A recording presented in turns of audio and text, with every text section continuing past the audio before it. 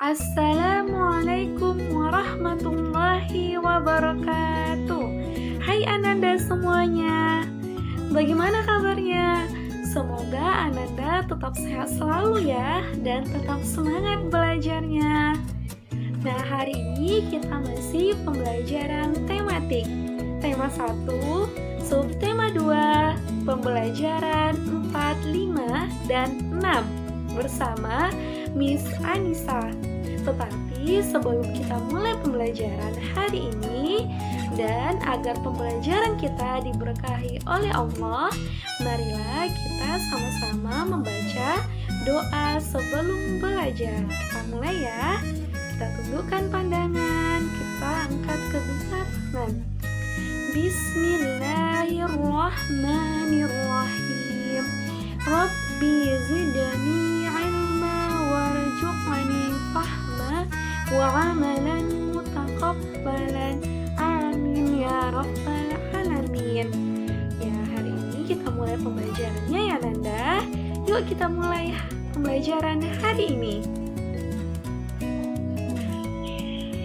Oke Ananda, sebelumnya kita sudah belajar tentang melihat atau menentukan kalimat ajakan dalam suatu teks percakapan. Ingat aja kalau dia di awal suatu kalimat itu ada kata ayo ataupun mari, berarti itu termasuk ke dalam kalimat ajakan.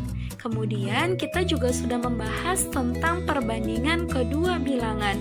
Dalam membandingkan dua bilangan ada 3 kata yang harus kita tahu. Berikut juga dengan simbolnya, yaitu yang pertama adalah kurang dari atau lebih sedikit dari. Yang kedua adalah lebih dari atau lebih banyak dari. Dan yang ketiga adalah sama dengan. Nah, semoga Nanda bisa ingat ya pembelajaran sebelumnya. Nah, hari ini kita akan melanjutkan pembelajaran berikutnya. Tapi sebelum itu kita harus tahu dulu nih, apa tujuan pembelajaran kita hari ini. Nah, yang pertama, siswa dapat menuliskan kalimat ajakan yang terdapat pada teks lagu yang berkaitan dengan sikap hidup rukun dengan benar. Yang kedua, siswa dapat menggunakan kalimat ajakan ke dalam bentuk kalimat sederhana dengan bahasa yang santun. Yang ketiga, siswa dapat mengurutkan bilangan dari yang terkecil ke yang terbesar dan sebaliknya. Yang terakhir, siswa dapat menunjukkan perilaku di tempat bermain yang sesuai dengan sila ketiga, sila keempat, dan sila kelima Pancasila dengan benar. Oke, nah perayaan Hari Kemerdekaan akan dimeriahkan dengan malam kesenian. Oleh karena itu, anak-anak akan berlatih bernyanyi. Nah, Udin akan menampilkan lagu dari Gembira Berkumpul dalam perayaan Hari Kemerdekaan nanti. Nah, anak-anak, kita dengarkan sama-sama ya lagu dari Gembira Berkumpul.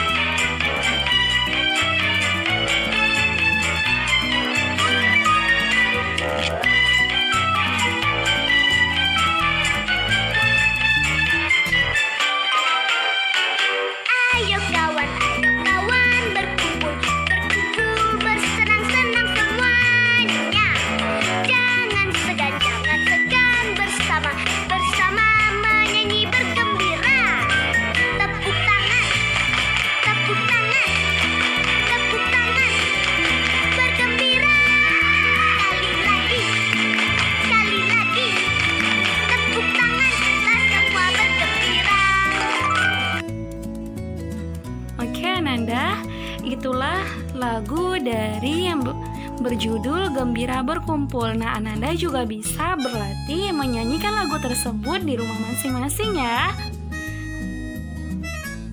Oke, selanjutnya Ananda, kita akan memperhatikan kembali syair lagu tersebut dengan teliti.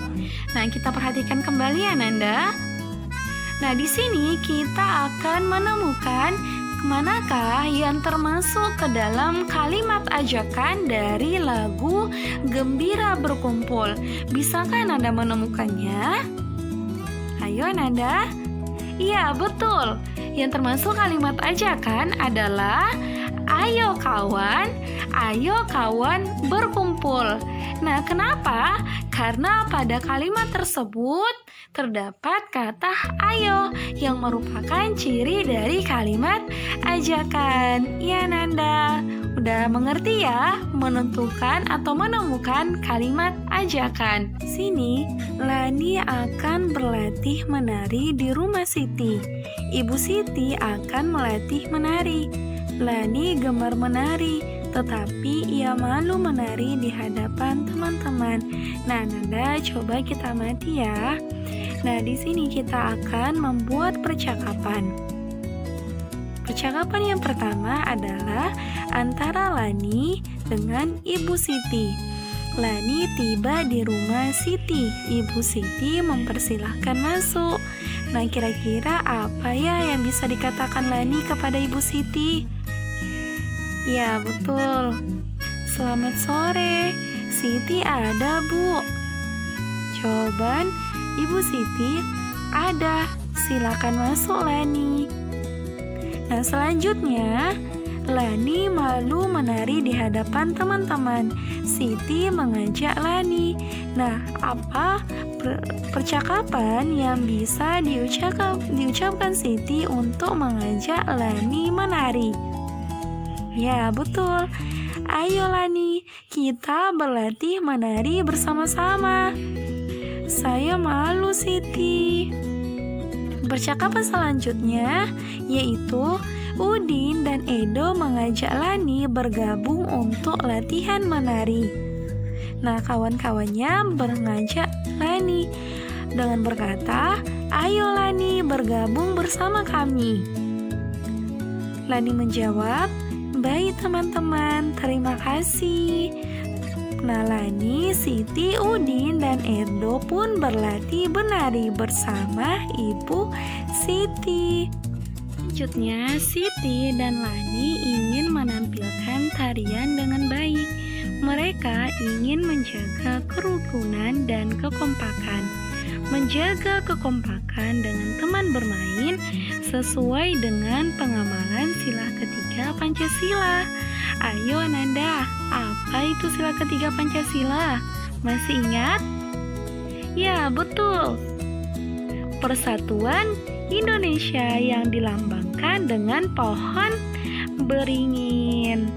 Nah, kemudian kita akan melihat gambar yang menunjukkan sikap yang sesuai dengan sila ketiga Pancasila. Nah, kita akan berikan tanda checklist yang kita ulang ya. Selanjutnya, Siti dan Lani ingin menampilkan tarian dengan baik. Mereka ingin menjaga kerukunan dan kekompakan. Menjaga kekompakan dengan teman bermain sesuai dengan pengamalan sila ketiga Pancasila. Ayo Ananda, masih ingatkah Ananda apa itu sila ketiga Pancasila? Ya, betul, Persatuan Indonesia dengan dilambangkan pohon beringin. Nah, di sini kita akan memberikan tanda checklist pada gambar yang menunjukkan sikap yang sesuai dengan sila ketiga Pancasila. Nah, gambar yang pertama adalah seorang anak yang bermain bola bersama teman-temannya dengan ceria dan dengan rukun. Dan juga mereka juga menjaga kekompakan. Berarti ini termasuk ke dalam sila ketiga Pancasila. Nah, yang kedua adalah seorang anak yang sedang berdebat dengan kawannya. Berarti ini tidak termasuk ke dalam sila ketiga Pancasila ya Nanda.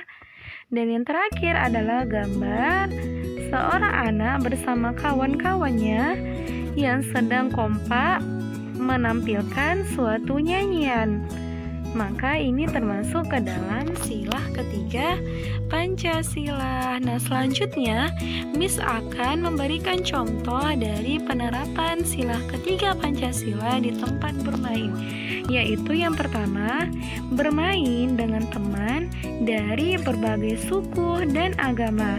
Jadi kalau ada teman Ananda nih, ada yang suku Batak, suku Jawa, atau suku yang lainnya, kita tidak boleh berbeda-bedakan ya, harus tetap berteman dengan mereka. Yang kedua adalah tidak mengejek teman yang kalah bermain. Yang ketiga, menjaga kekompakan saat bermain. Dan yang terakhir, tolong menolong jika temannya sedang membutuhkan pertolongan saat bermain, maka kita harus menolongnya ya Nanda. Coba perhatikan gambar berikut ini. Ini adalah gambar Udin dan teman-temannya saat menentukan lagu yang akan dibawakan saat pentas seni Hari Kemerdekaan. Penentuan lagu tersebut dilakukan dengan cara bermusyawarah atau berdiskusi. Udin memimpin musyawarah, beberapa lagu ditentukan terlebih dahulu. Setiap anak mengemukakan pendapatnya secara bergantian. Ada 4 lagu yang diusulkan. Akhirnya, lagu wajib belajar dipilih untuk dinyanyikan untuk pentas seni nantinya. Setelah bermusyawarah, para siswa merapikan kelas. Ketua kelas memimpin pembagian tugas.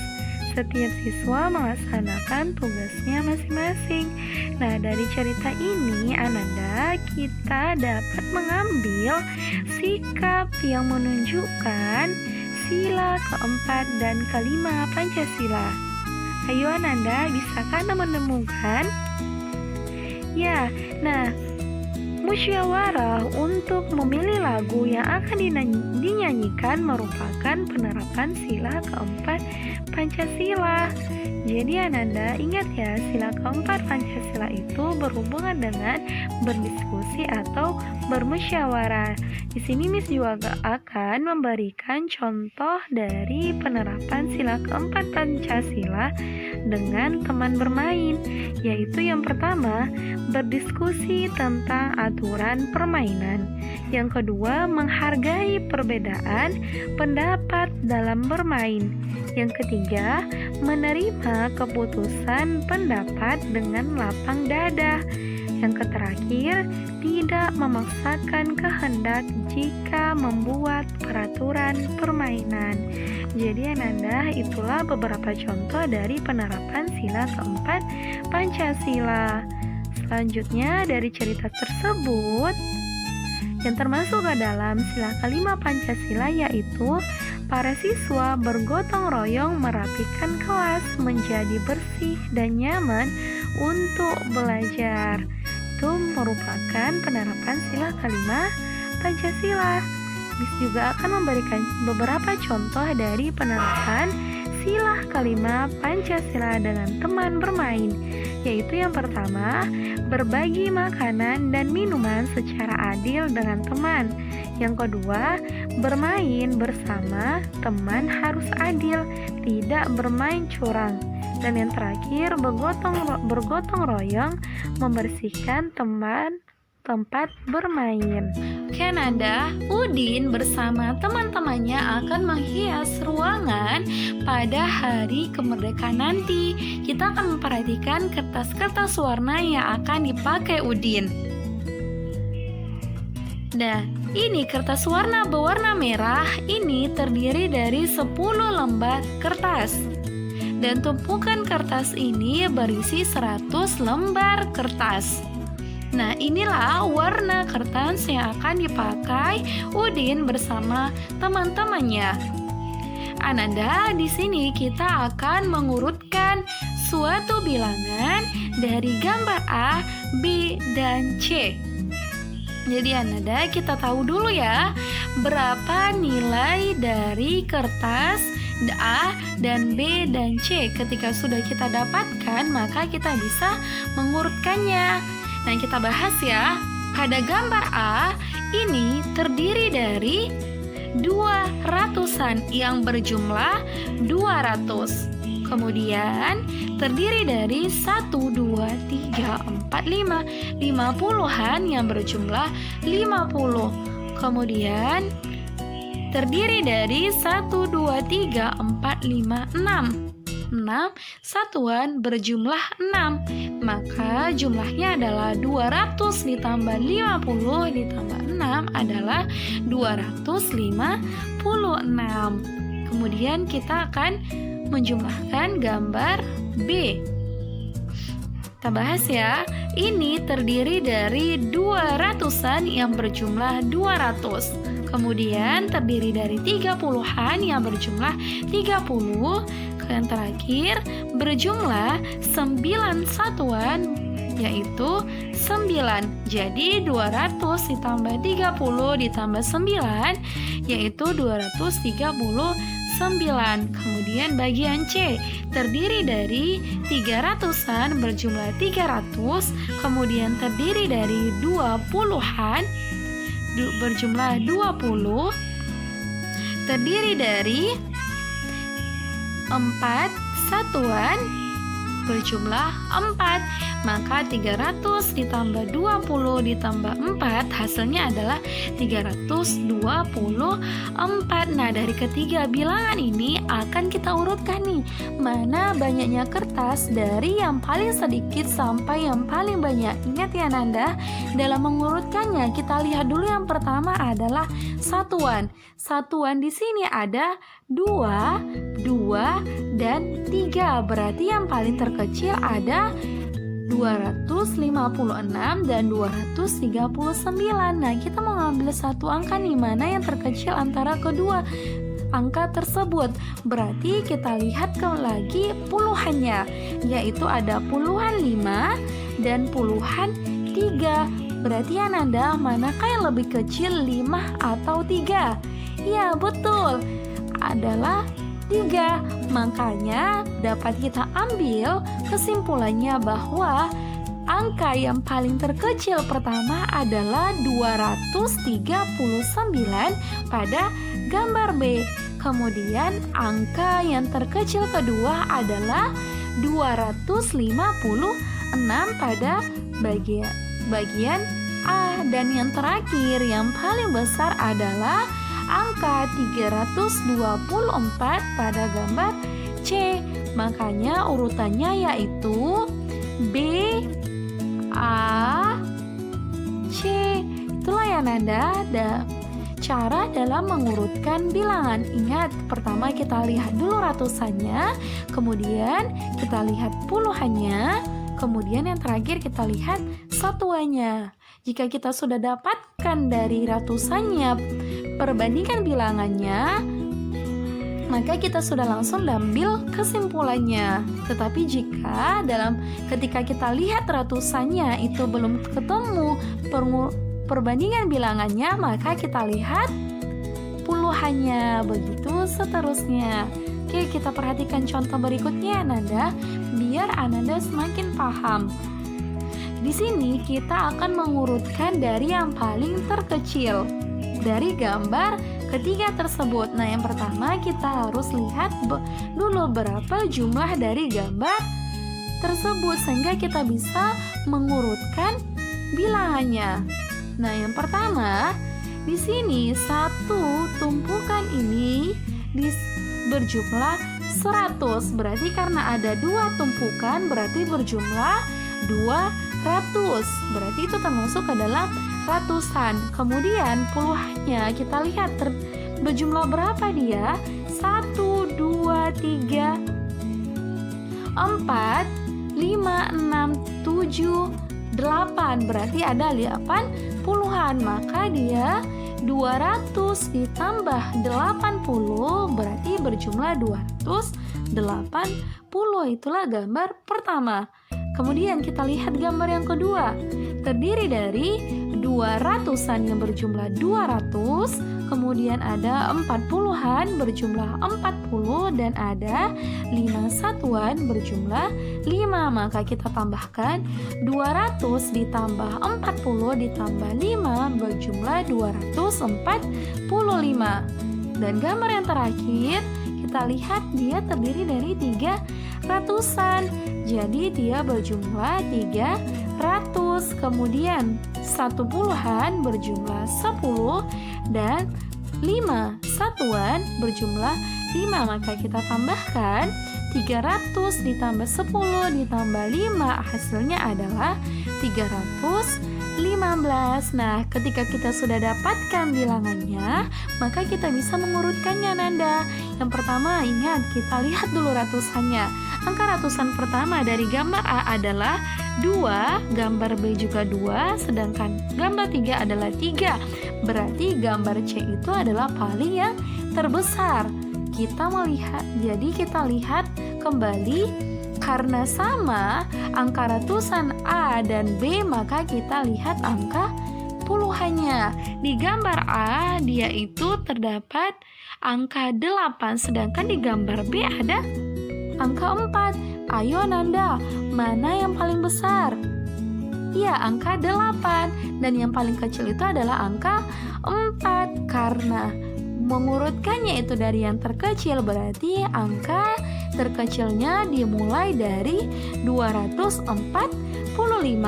kemudian angka 280, dan yang terakhir 315. Maka kesimpulannya urutannya adalah 245, 280, dan 315. Nanti kalau diminta di dalam soal pengurutan dari yang terbesar sampai yang terkecil, maka kita balikkan aja. Jawabannya adalah 315, kemudian 280, dan yang paling terkecil 245. Begitulah Nanda dalam mengurutkan bilangan. Bagaimana Nanda? Paham? Ya, semoga Nanda bisa paham ya bagaimana mengurutkan suatu bilangan. Nah, itulah pembelajaran kita hari ini. Semoga Nanda bisa paham ya apa yang disampaikan, dan semoga apa ilmu yang kita dapatkan hari ini diberkahi oleh Allah Subhanahu wa Ta'ala. Marilah sama-sama kita mengucapkan hamdalah. Alhamdulillahirabbil alamin. Nah, Miss akhiri pembelajaran kita hari ini dengan mengucapkan Assalamualaikum warahmatullahi wabarakatuh. Sampai jumpa ya Nanda di pembelajaran berikutnya.